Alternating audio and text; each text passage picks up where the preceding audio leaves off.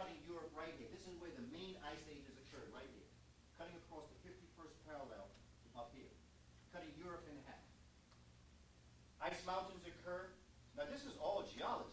This is all in the geology books, but they don't talk about it this way. They talk about it in a very interesting way, which allows them to skirt the issue question of where were your people when this was going on.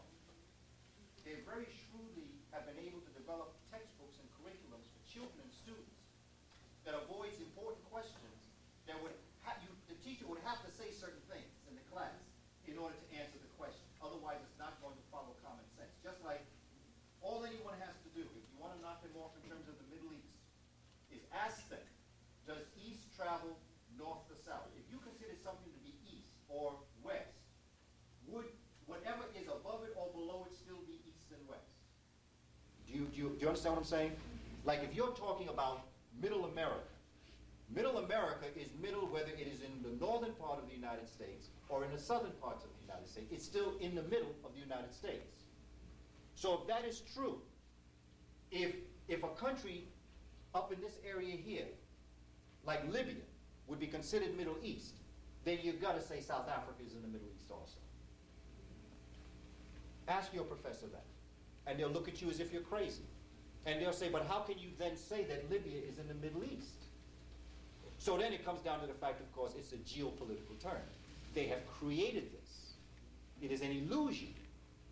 But one of the things that troubles me about an illusion is that if you can get someone to make that illusion a reality, it's no longer an illusion. It's a reality. So many of us as people on this planet, and this is what many of the peoples within the Moorish Science Temple are saying, is we are walking around allowing people to call us things that we're not.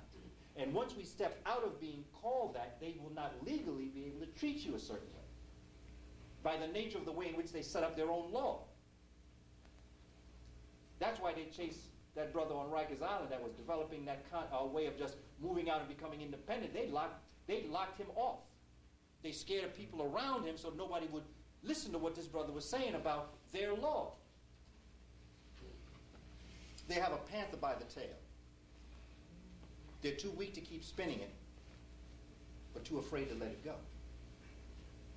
So they've got a dilemma. But they made their dilemma our dilemma, because now we don't know who we are. We don't understand that the spread of Christianity to the end of this whole spread here is the movement of African peoples with this faith system in different parts, because they're being chased out by the Romans. They're leaving because of the Romans. And they're bringing this doctrine with them, because the Christian faith system is nothing more or less, when you look at its tenets, when you read the walls in ancient Kemet and you read their New Testament, Christianity is no more, no less than the Amen priesthood. In fact, my research says that the Christ that we look at as a person never existed, but that at this time in history in Egypt, there was groups of priests and priestesshood that swore to the allegiance of Amen. And that's why you have words like Amen at the end of the prayers. That's why you have so many different fundamental Christian ethics are deeply embedded in the Kemetic story. You don't see it. But what they don't tell you is that the early Christians hid in the temples of Egypt to practice their Mass. And what better way to write your Mass than by writing what you see on the walls? Because what they wrote was what they saw on the walls. The Greeks got their paper from a place up in here. It was known as Phoenicia, up in this area here. That's where they got their paper. Today it's called Lebanon. In the capital of this area was a place known as Byblos. That's where the Greeks got their paper to write their holy book that they copied from the walls of Egypt. So what they did is they took the word of the capital where they got the paper from, and that's what they called the book. So Byblos became Bible. And the first Bible was written in Greek. And there is no Greek language, so the script must be Ethiopic. But what better sense to think that, because that's where the Amen priesthood was born. Amen priesthood wasn't born in Egypt. The Amen priesthood was born in Ethiopia, such as Atanism, which gave birth to Judaism. See, Professor Clark used to teach us that when Africans get their show on the road, when Africans get their program together, they then take it on the road. So much of what they brought, even in Kemet, we're looking at the writings, hieroglyphics. We're finding out that hieroglyphics wasn't born in Egypt, that it was brought there. That we're seeing the formation of this writing almost like it appeared in this land overnight. But nothing, as we said before, can appear anything overnight. You've got to see where the thought is, and all you got to do is go down into Sudan to a place called Kustal, and you'll see where they were writing Medu-Neter 100 to 120 years before the first dynasty of ancient Kemet. So the formation of the first dynasty is merely an astronomical observatory. That's where we moved into another house. But that had nothing to do with an actual individual. Egypt and Kemet had always been African. They'd always been doing things. It's not like it just started in 4100 BCE. They've been doing things for thousands of years. The evidence of agriculture goes back 10,800 years. Now, you know, they throw out 800 and 700. It don't mean a thing to me. I'm telling you, you could go back hundreds of thousands of years. Just by what the Kemites knew about astronomy.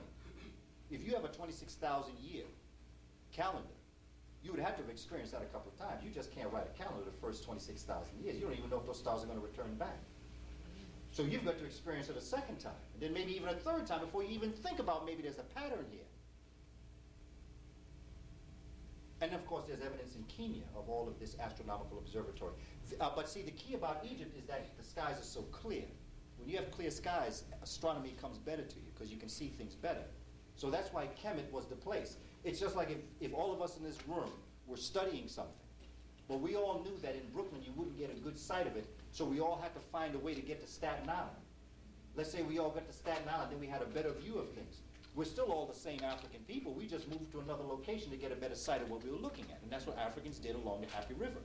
They moved along the river in order to get a better sight of the skies. And because of the heavy monsoons and the rains in the central or the inner Africa, they never were able to get good sight, so they moved to where they could, and Kemet was the place. It was only natural. But the same people that were down here were the same people that came up here. The evidence of it is that there's no evidence of this up here. You've got to show me evidence here. You've got to show me something that would lead you to go there. You just can't show me overnight. That's a miracle. I believe in miracles, but now those kind.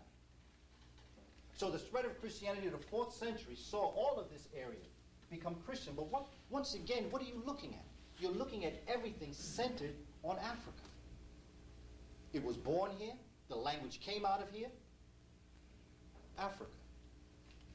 The northeastern part of Africa. All of this would have been, throughout ancient times, would have been African.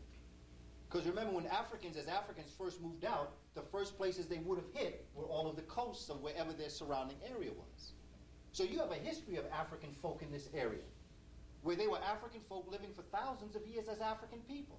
No Europeans existed on the planet at this time. Europeans did not exist. They just were not there. Nor did the Ice Age occur yet, so you did not have that cold. This was known as the interstadial, between the Riss, R-I-S-S, and you had the Gunz, the Mindel, the Riss, and the Worm glaciation. The only reason why we as a human family have to be concerned about the worm is because that's the only time when humans had moved out, Africans had moved out into the world. The other three, Africans, as we see our research so far, we do not see Africans in this part of the world. Again, that can all change, because nothing I say here is written in stone. What I do know is that research shows us this. But what I'm saying is that our great-grandchildren's great-grandchildren will get a better handle of this. And this is why it's important to have this in our schools. So the spread of Christianity to the 4th century is important here because when you look at Kemet, inner Africa, as we did in the beginning, you then go up to Kemet, which is the mouthpiece for the inner African mind. You then go to Greeks. You then go to Romans. You went to the Byzantium. Now we're looking at the 4th century. So you see, chronologically, we have accounted for everything that has occurred since we as conscious people could speak on that. Okay? Now, along with looking at Christianity from its inception, or the 00 mark, to the 4th century, or 400 AD, we then move to another area which is important.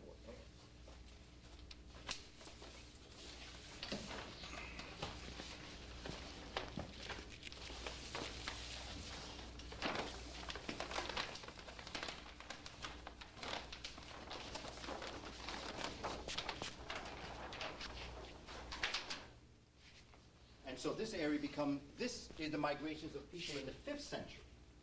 Because you see, what's happening now is that there are more people coming from this part of the world. See, this is what's happening now. You have the northern people, the Germanic tribes coming down, and this movement is what's going to destroy the so-called Holy Roman Empire. That's what's going to crush it. When they talked about the Roman Empire falling,